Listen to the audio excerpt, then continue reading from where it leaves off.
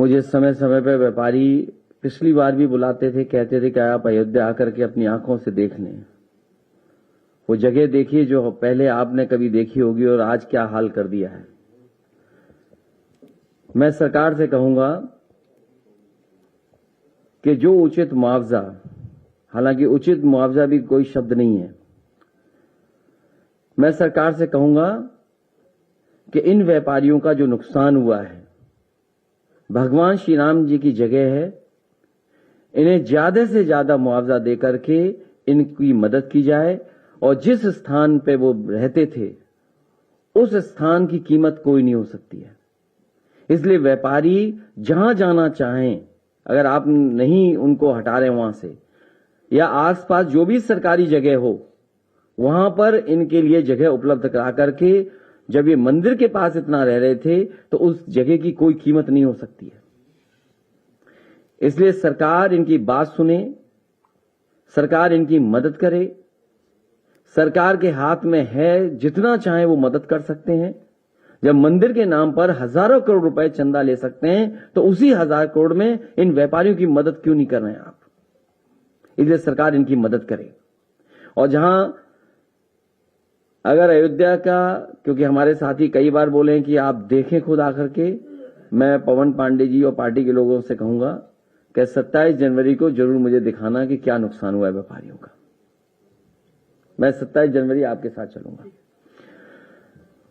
जहां तक आरक्षण का सवाल है और जिस पर सरकार समय समय पर गुमराह कर रही है और इस कगार पे खड़ा कर दिया है कि पिछड़े और दलित मिलकर के एक आरक्षण का या रिजर्वेशन का रेवोल्यूशन तैयार करें, आंदोलन तैयार करें।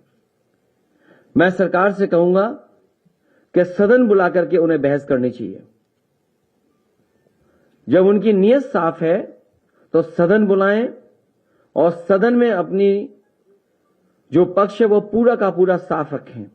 और जो हम लोगों ने देखा है इधर पिछले कई वर्षों से, चाहे वो 69,000 शिक्षक भर्ती हो, पिछड़े और दलितों के हक मारा गया हो, उत्तर प्रदेश लोक सेवा आयोग के ओर से खंड शिक्षा अधिकारी जिसमें कई पदों पर पिछड़ों के साथ भेदभाव हुआ हो, उत्तर प्रदेश के सभी विश्वविद्यालय जिसमें पिछड़े और दलितों की नियुक्ति में न जाने कितने बड़े पैमाने पर अनदेखी और घोटाला हुआ है, और जो टेक्निकल यूनिवर्सिटी है जिसकी लगातार जांच चल रही है, एसटीएफ जांच कर रही है, उसमें इतने बड़े पैमाने पर घोटाला है जिसकी हम और आप लोग कल्पना नहीं कर सकते।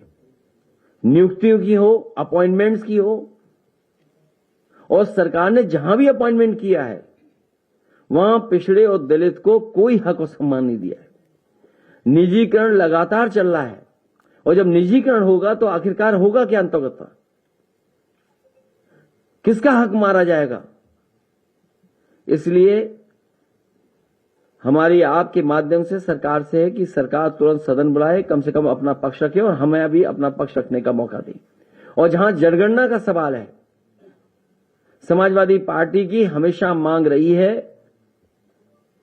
कि जाति जनगणना हो, जाति जनगणना कराई जाए।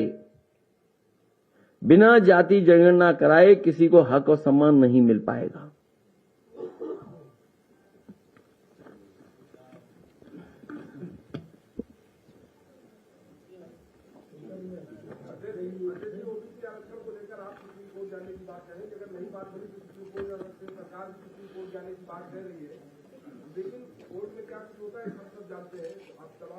नहीं, कोर्ट का हमें कोर्ट पर भरोसा करना पड़ेगा। हमें कोर्ट पर भरोसा करना पड़ेगा।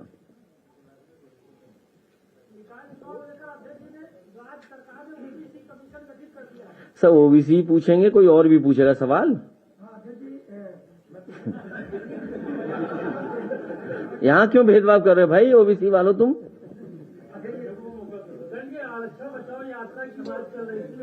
ये यात्रा नहीं है, ये इस कगार पे खड़ा कर दे रहे हैं कि पिछड़े और दलित मिलकर के रिजर्वेशन रेवोल्यूशन की तरफ मुड़ जाएं।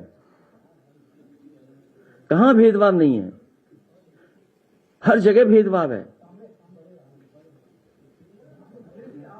और जो व्यापारी बता रहे हैं, अभी अयोध्या के लोग बता रही है, मुझे तो ये लगता है कि कारोबार और उद्योग में गुजरात के लोगों के लिए आरक्षण कर दिया गया है।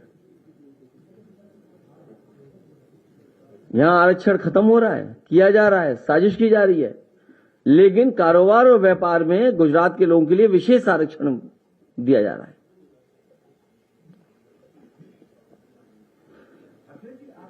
2012 में और 2017 में आपकी सरकार के दौरान भी रैपिड सर्विस भी चुनाव हुए। आप ये सवाल अब सरकार तो हमारी है नहीं,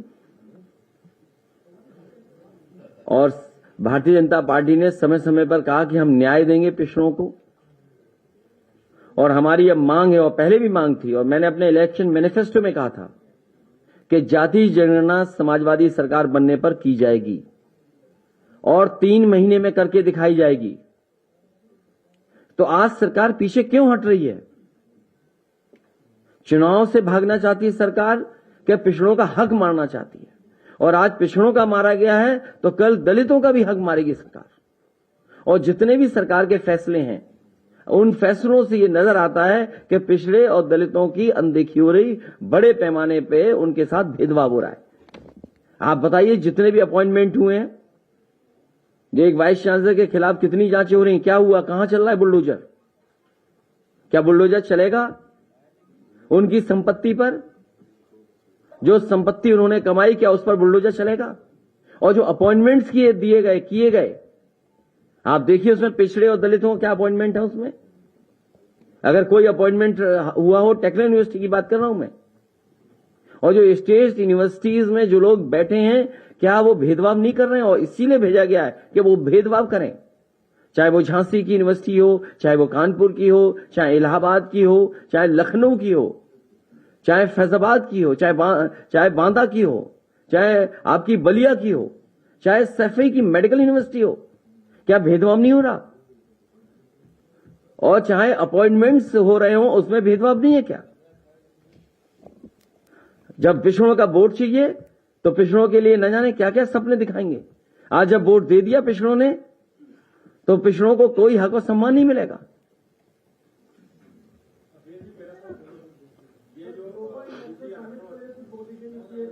नहीं, मुझे ये बता दीजिए, अगर आप ग्लोबल समिट से भागिए मत और विषय से मत भागिए, पहले इसी पे पूछ लीजिए आप। और ग्लोबल समिट में मैं अलग से प्रेस करूंगा, क्योंकि बहुत सारी आपके बीच में भी चर्चा होंगी जिनके बारे में आप बात नहीं करना चाहोगे।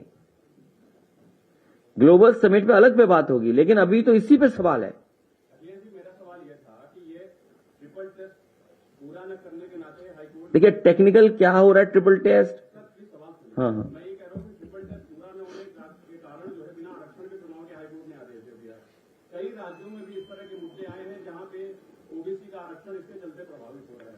तो क्या इसके लिए संविधान संशोधन की मांग करेंगे? समय समय पर सुप्रीम कोर्ट ने जजमेंट दिए, निर्देश दिए, उन निर्देशों का पालन स्टेट गवर्नमेंट ने क्यों नहीं किया? इसीलिए नहीं किया क्योंकि चुनाव से भागना चाहती है सरकार, चुनाव को फेस नहीं करना चाहती, क्योंकि आज जनता नकारात्मक राजनीति को दूर कर चुकी है। आपने मैनपुरी का परिणाम देखा। मैनपुरी में पुलिस फोर्स चुनाव लड़ रही थी, अधिकारी चुनाव लड़ रहे थे। खतौली में किस तरीके से दलित, पिछड़े और अल्पसंख्यक और मुसलमान भाई सामने आ गए, उन्होंने किस तरीके से भारतीय जनता पार्टी को वहां पर हराया। और रामपुर का क्या हमने आपने नहीं देखा? रामपुर में भी चुनाव समाजवादी पार्टी जीती।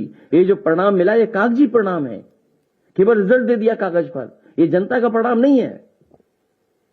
आपने पुलिस फोर्स लगा करके वहां पर वोट नहीं डालने दिया। तो ये सरकार लगातार भेदभाव कर रही है, और यूं कहे कि ये सामाजिक न्याय की दुश्मन है भारतीय जनता पार्टी। क्या इन्हीं के नेता ने नहीं कहा कि झापड़ मार के, या क्या आरक्षण छीन थप्पड़ मार करके? क्या है उनके पिछले नेताओं की आत्मा क्या कह रही है?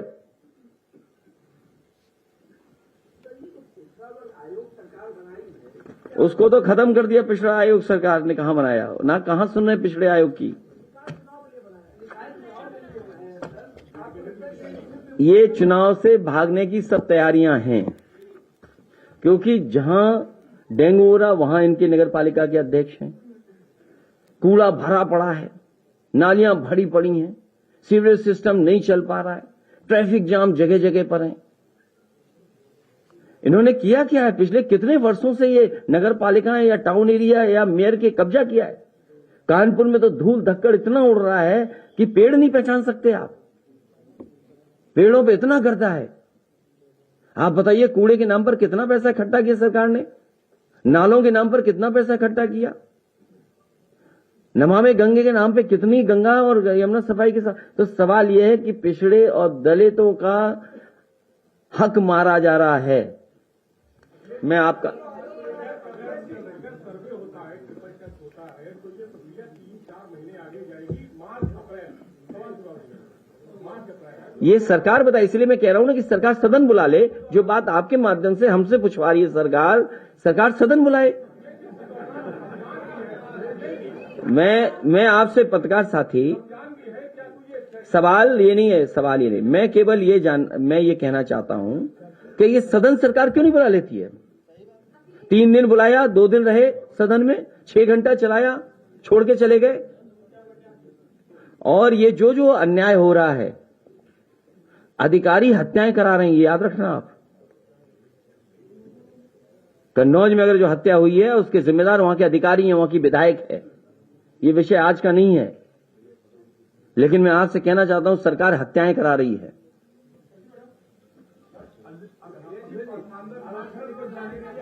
हम तैयार हैं। भारत जोड़ो यात्रा में जाएंगे। समाजवादी पार्टी के जो कि सुरेंद्र खान जी कह रहे हैं कि सबको इन्विटेशन भेज रहे हैं, भारतीय पार्टी सबको, सपा को, आरएलडी को, बसपा को।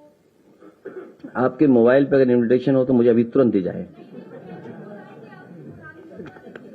भावना से, हमारी भावना उनके यात्रा से है। हमें कोई इन्विटेशन नहीं मिला। हमारी पार्टी का सिद्धांत अलग है। भारतीय जनता पार्टी और कांग्रेस दोनों एक हैं।